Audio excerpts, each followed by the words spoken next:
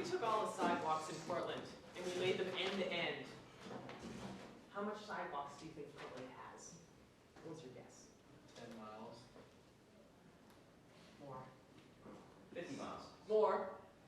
1.3 million miles. 3 million. No, less. 3,000. 3,000 miles fills right on it. Okay, so that means that if you laid all the sidewalks end to end, you could walk like here to New York City. Wow. Which, if you were walking nonstop, it would take you about 45 days. Okay, or let's just say you did it about 8 hours a day, took off weekends, it would take you about half a year. Okay, and this is an amazing infrastructure that we have here because it's $1.2 billion investment. Okay, so sidewalks are a very important thing.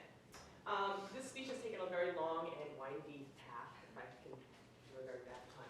The thing about it that I was thinking in the beginning was that this street that we're going to examine called Thorburn, I thought that it was going to show how dangerous it was for pedestrians. I just want to get you guys a little bit oriented here. Here we are, about here, okay, inside 405.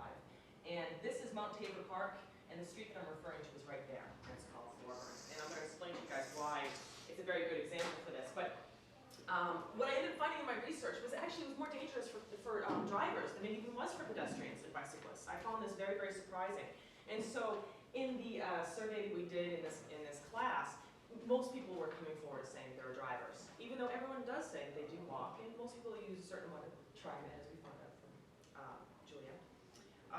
So what I want to do is I want to examine first some historical urban planning, okay? And then I want to relate it to this street, which I think is a very good example of very, very bad urban planning, okay? And then I want to go back to some things about where we can go with that, and then this will move on to my next speech, which I'm going to cover some possible solutions, which I haven't worked out yet. Okay, so in history, small walkable villages were the norm, okay? People's social lives, people's work, people's family and friends were in a walking area. Later on, streetcars were added. We're talking about, 100 years ago, 150 years ago. And then what happened? Well, in the time when people were close, they had a good connection. Maslow's needs were filled. Needs of food, needs of safety, needs of social connection, and everything like that was walking distance. So then what ended up happening is the U.S. became more affluent and cars came into the picture. Everyone got more and more cars. Now, the thing about cars, which is the problem, is if only you have a car, it's great. But when everybody has a car, it sucks. So, people have become more and more dependent on cars, and this has been like this snowball effect, okay? And it's made the world an unsafe and lonely place. And there's a great book, Suburban Nation, which talks about this. So, a friend of mine turned me on to this really, really amazing author named Jane Jacobs. Streets in cities serve many purposes besides carrying vehicles. This is true. And city sidewalks and the pedestrian parts of streets serve many purposes besides carrying for pedestrians. For you guys, what do you use sidewalks for, either in the past or now, besides just walking on? Jogging. Jogging. Rollerblade. Rollerblading. Biking. Skateboarding. I know Raven, who you guys met, shot pictures. She's all about it. Okay. So, what do the experts say about sidewalks? This is Christopher Alexander, and this is he's actually a Oregonian. Well, he was here when he wrote this book. A pattern language. And they say create nodes of activity through your community, spread about 300 yards apart. First, identify those existing spots. Okay. Maybe you want to add a couple later. Then modify the layout of the paths to bring as many of them through these spots as possible. Okay. This seems pretty logical, okay? Well, this definitely works on city planning. I want to show you how. This is a picture of that neighborhood that I pointed out to you before. I want to orient you a little bit. People weren't really very familiar with this area, but this is over the other side of the river near Mount Tabor Park. Okay? This is Mount Tabor Park right here. The extinct volcano, so they say. And the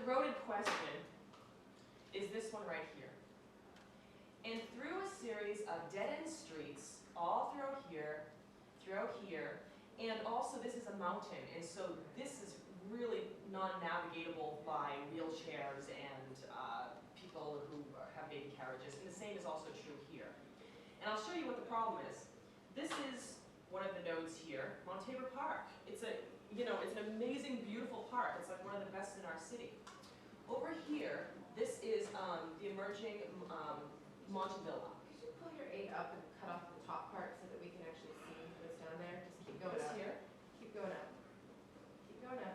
Keep going up. Yeah. Okay. You like that better? Okay, so this is Montevilla, all right? I'm gonna actually do this with my bad film projector thing, okay?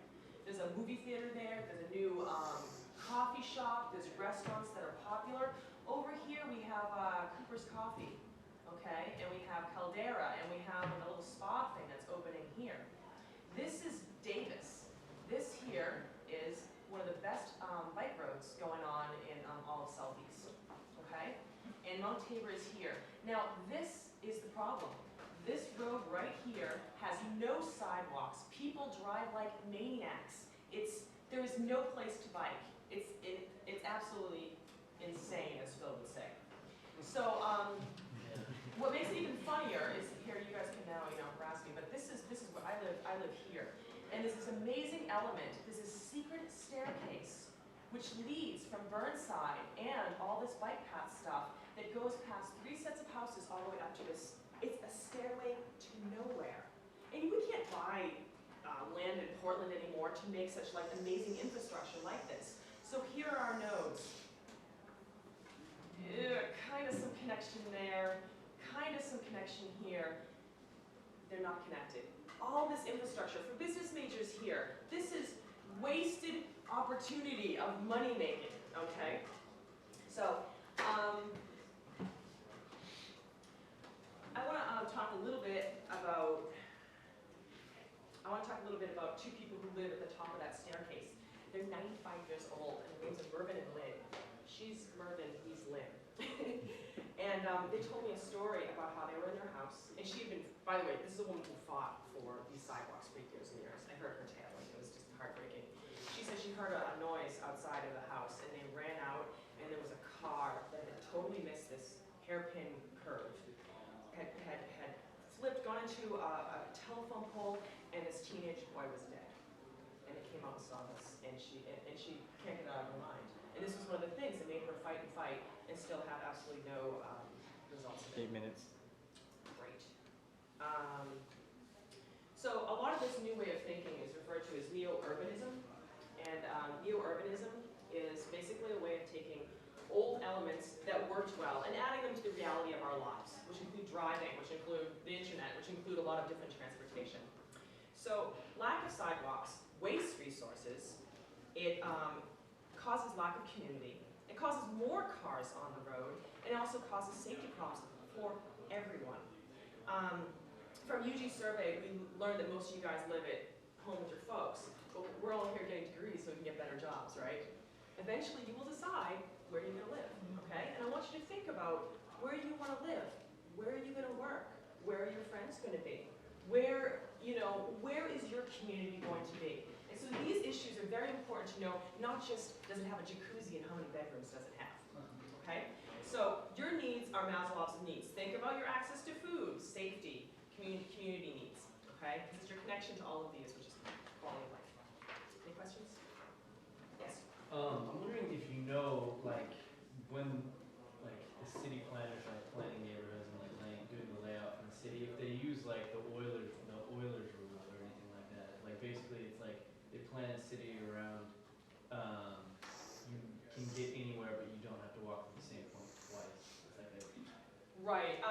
You know what's funny is a lot of this is very complex because there's been different city designers in Portland. Yeah. We've just been lucky that we've had some which are a lot more far-sighted than most other cities had. And also, we didn't destroy our old neighborhoods. Yeah. Through urban development, we actually kept our old buildings. So we still have a lot of the old elements